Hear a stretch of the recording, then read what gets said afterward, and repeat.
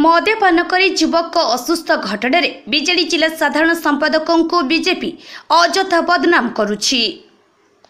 विधायक प्रार्थी बमेकेशंक लोकप्रियता को सह्य करिपारुनी बीजेपी मिथ्या खबर प्रसारण करिथिबा टीवी चैनल विरोध रे आईन आश्रय नेबे बीजेडी साधारण संपादक। भद्रक जिला चांदबाली निर्वाचन मंडली विधायक प्रार्थी डॉक्टर बमेकेश्वर राय लोकप्रियता को सह्य करिपारुनी विरोधी बीजेपी तेड़ी ब्लॉक अधीन 9 नंबर पंचायत रे 5000 रु अधिक भोट रे बीजेडी आगुआ रहिबो, जेउथिपाई औषध रागरे ताटिया कामुडुछंती विरोधी नेता और कर्मी। प्रार्थी डॉक्टर बमेकेशंक प्रति प्रबल जनसमर्थन देखि विरोधी छानिया होई बीजेडी नेतांक नाम रे मिथ्या दोषारोप करुछि। दौलतपुरा पंचायत अर्जुन बिंधा ग्रामर जड़े युवक चांदबाली रे हेउतिबा अमित शाह निर्वाचनी सभा को जाइथिला। से विरोधी दलर जड़े कर्मी अनेक समय युवकों को विरोधी शोभायात्रा रे देखा मिले। से दिन सेठरे खाई पी आसीथिला। परे संध्यारे ग्राम रे मध्य भोजी खाई असुस्थ होइथिला। असुस्थ अवस्था तांको चिकित्सा पई डाक्तरखाना रे भर्ती करा जाइथिला। एही घटना को नै निर्दिष्ट गोटे दुईटी टीवी चैनल और सोशल मीडिया रे बीजेडी साधारण संपादक युवकों को मद पियाई थिबारु से असुस्थ होइथिबा भाइराल कराई विरोधी अपप्रचार करुछि। एही आरोप संपूर्ण मिथ्या। विरोधी एहाकु नै हीन राजनीति करुछि। मिथ्या प्रसारण करिथिबा सेही टीवी चैनल विरोध रे आईन आश्रय नियाजिबो बोली बीजेडी दल पक्षरु गुरुवार पिराहाट स्थित बीजेडी कार्यालय अनुष्ठित एक सांबादिक सम्मेलन रे बीजेडी नेता माने कहिसंती। एही सांबादिक सम्मेलन रे सरपंच प्रभात मिश्र, जिला साधारण संपादक गोपबंधु सेनापति, बीजेडी नेता अक्षय बल, हिमाद्री मिश्र, अजय बेहेरा, विजय बारिक, रंजन दास, प्रशांत जेना, सीताकांत राउत, कार्तिक बारिक प्रमुख उपस्थित थिले।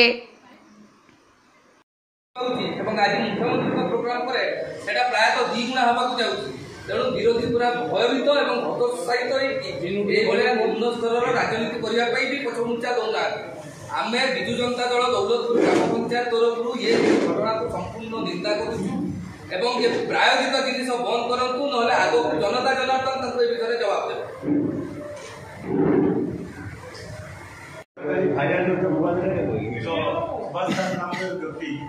जहाँ को भी विजु जनता कर्मी मदद देखिए पठाई एक मानने शुभ परिकल्पना ताकू आम सामाजिक माध्यम चाहूँ जे या संपूर्ण मिथ्या से लोग आम नुहे से आम देखा अमित शाह प्रोग्राम चांदबाली जाइए दिन मान गुड़गुड़ी खाइबार रात फिक्स बर्तमान खाई जहाँ सहित आम कौन संबंध ही ना से लोग देखिनु जाणु से दिन कि मिथ्या परिकल्पना गोपबंधु सेनापति और अनुमान ये कथा कौन बास्तवता ही ना जहाँ सामाजिक दल गोपबंधु जे आम मानानी आईन कार्यानुष्ठान जहाँ हम आम कर सामाजिक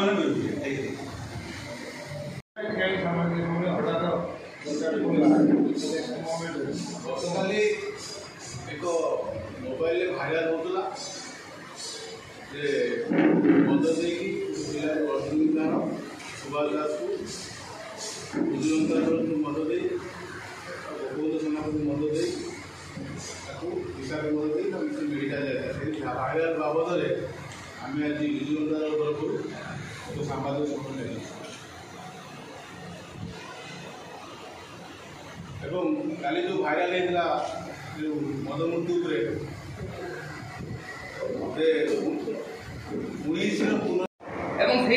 मैंने विषय घटनार पुंखानुपुंख तदंत न जानी विरुद्ध भी मानहानि मोकदमा दायर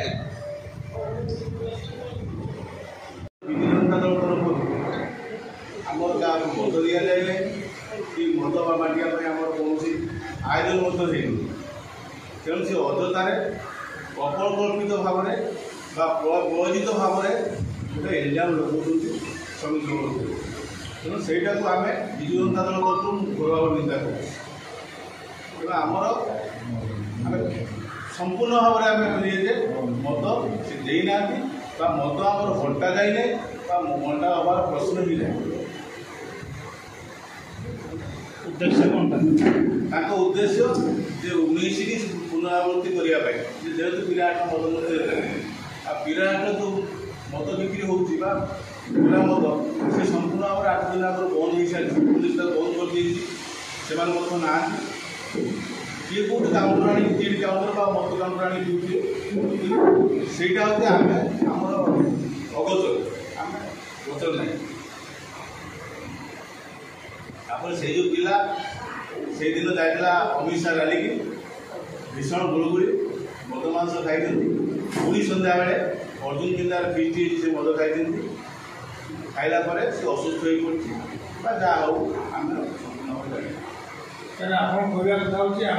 ଗୋଟେ ମଦ ଖାଇ ଅସୁସ୍ଥ ହୋଇଥିବା ସୁଭାଷ ଦାସର ଯେଉଁ ଫଟୋ ଭାଇରାଲ୍ ହେଉଥିଲା ସେ ବାବଦରେ ଆମେ ଆଜି ଡାକିଛୁ ସାମ୍ବାଦିକ ସମ୍ମିଳନୀ, ଯେ ଆମେ ବିଜୁ ଜନତା ଦଳ ତରଫରୁ ସାମ୍ବାଦିକ ସମ୍ମିଳନୀ ଡାକିଛୁ।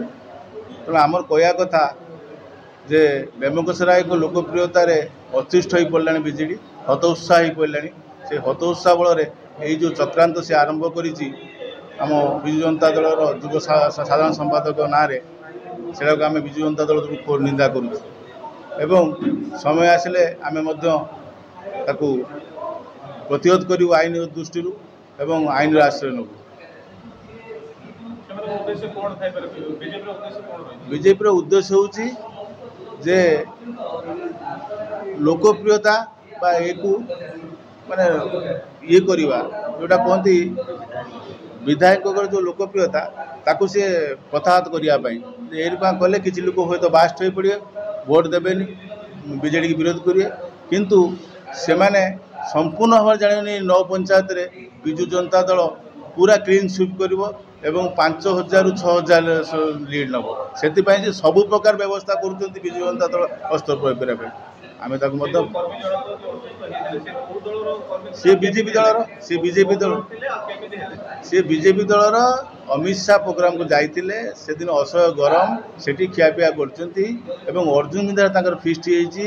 ଫିଷ୍ଟ ହେଲା ପରେ ସେଠି ଅର୍ଜୁନ ବିନ୍ଦାରେ ମଧ୍ୟ ଠେଲା ପେଲା ହେଇଛନ୍ତି।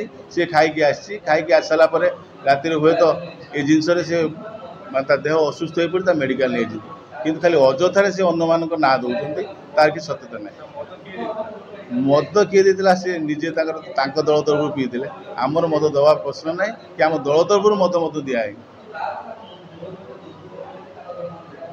ଯୁବ ଜନତା ଦଳର ସାଧାରଣ ସମ୍ପାଦକ ଅଛି।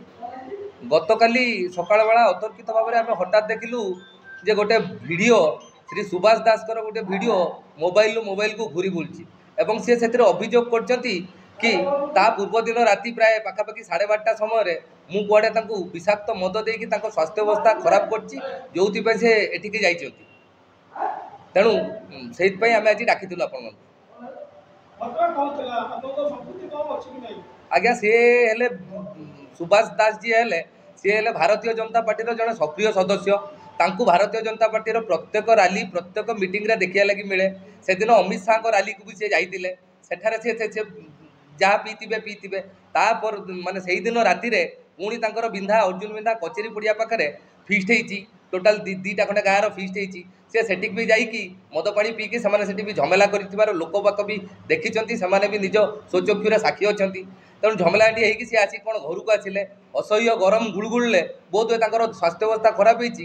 ତାଙ୍କୁ ସେ ମେଡ଼ିକାଲକୁ ନେଇକି ଯାଇଛନ୍ତି। ମେଡ଼ିକାଲକୁ ନେଇକି ଗଲା ପରେ ହୁଏତ ତାଙ୍କ ଦଳର ନେତାମାନଙ୍କ ମୁଣ୍ଡରେ କିଛି ଦୁର୍ବୁଦ୍ଧି ଜୁଟିଛି, ଯେଉଁଥିପାଇଁ ସେ ଏ ପ୍ରକାର କାଣ୍ଡ କାରଖାନା ଭିଆଇଛନ୍ତି। ଦେଖନ୍ତୁ, 2019 ସାଧାରଣ ନିର୍ବାଚନରେ ଏଇଭଳିଆ ଗୋଟେ ଘଟଣା ଦେଖିବାକୁ ମିଳିଥିଲା। ତେଣୁ ସେତେବେଳେ ବି ସବୁ ଜିନିଷକୁ ଆଡ଼େଇକି ଡକ୍ଟର ବ୍ୟୋମକେଶ ରାୟ ଯିଏ ବିଧାୟକ ଥିଲେ ବିଜେଡ଼ିର, ସିଏ ଜିତିଥିଲେ। 2024 ନିର୍ବାଚନରେ ଦେଖୁଛନ୍ତି ବିରୋଧୀ ଦଳ ପ୍ରାର୍ଥୀ ବି ଦେଖୁଛନ୍ତି ଯେ ଡକ୍ଟର ବ୍ୟୋମକେଶ ରାୟଙ୍କର ଲୋକପ୍ରିୟତା ବିପୁଳ ମାତ୍ରାରେ ବୃଦ୍ଧି ପାଇଛି। ତେଣୁକରି ସେ କ'ଣ କରୁଛନ୍ତି, ତାଙ୍କୁ ହରାଇବାର ଅନ୍ୟ କିଛି ବାଟ ନ ପାଇକି ଏଇ ପ୍ରକାର କୁଚକ୍ରୀ ରାଜନୀତି, ଏ ପ୍ରକାର ହୀନ ରାଜନୀତି, ଏ ପ୍ରକାର ଶସ୍ତା ରାଜନୀତି କରିବା ଲାଗି ବି ସେ ପଛଘୁଞ୍ଚା ଦେଉନାହାନ୍ତି।